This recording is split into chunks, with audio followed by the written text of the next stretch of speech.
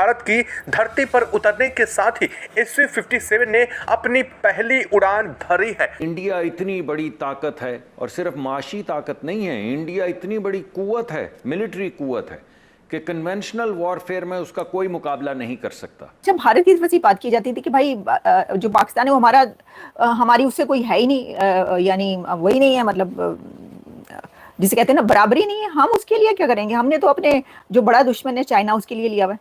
भारत ने अपने defence expenditure में $9 बिलियन की बढ़ोतरी करने का निर्णय ले लिया है।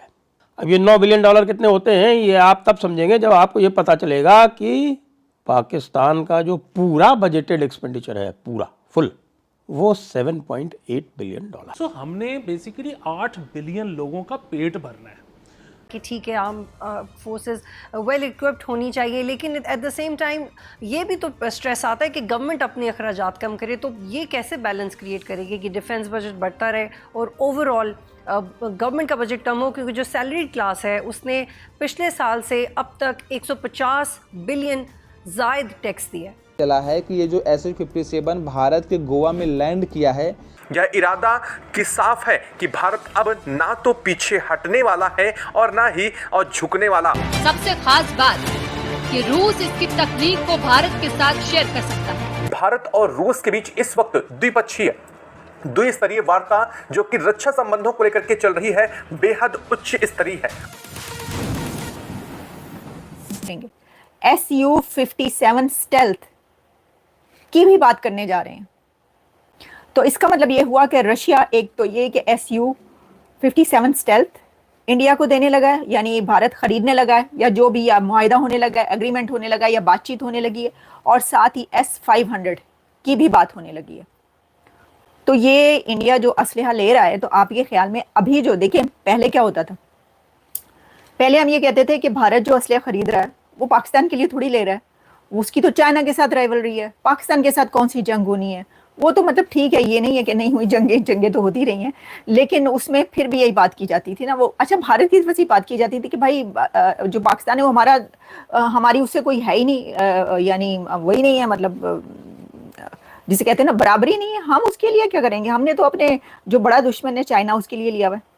तो अब जो जंग हो गई है ना, इसके बाद इंडिया जो भी असलहा ले रहा है वो समझ लें कि वो आपके लिए भी ले रहा है, यानी वो पाकिस्तान के लिए भी ले रहा है, क्योंकि अब तो जंग हो गई ना भाई साहब, अब वो वाले हालात नहीं रहे हैं। लेकिन ये भी बात की जा रही है कि इंडिया की तो जंग ये चाइना से थी।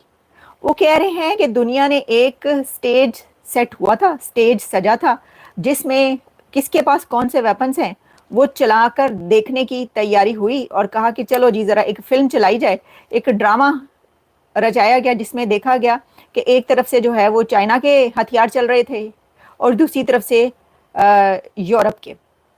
तो सब ने बैठकर आराम से नेटफ्लिक्स, दुनिया के इस नेटफ्लिक्स पर जो है ये वाली फिल्म देखी है कि किसके हथियार कहाँ पर चल रहे हैं, और कौन सा हथियार सही नहीं है, और कौन सा गिर रहा है और कौन सा नहीं गिर रहा है, और कौन सा जो है वो मार गिरा रहा है, और कौन सा जो है जा जाके एयरबेसिस को निशाना बना रहा है।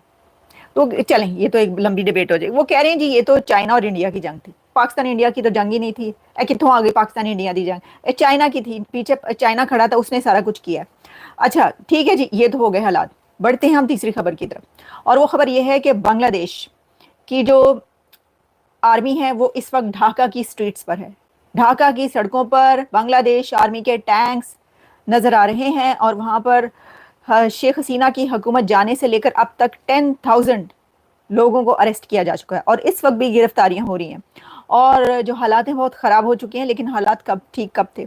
देखिए, हमने आपको ही बताया था कि जब शेख हसीना की हुकूमत गई तो मैंने सभी ने, बल्कि बहुत सारे लोगों ने कहा होगा, लेकिन एक अंदाजे ये लगाए गए कि अब बांग्लादेश के जो हालात हैं वो ज़्यादा देर तक अच्छे नहीं रह पाएंगे, यानी अब बड़ी देर लगेगी बांग्लादेश के हालात को ठीक करने में, और ये बात है।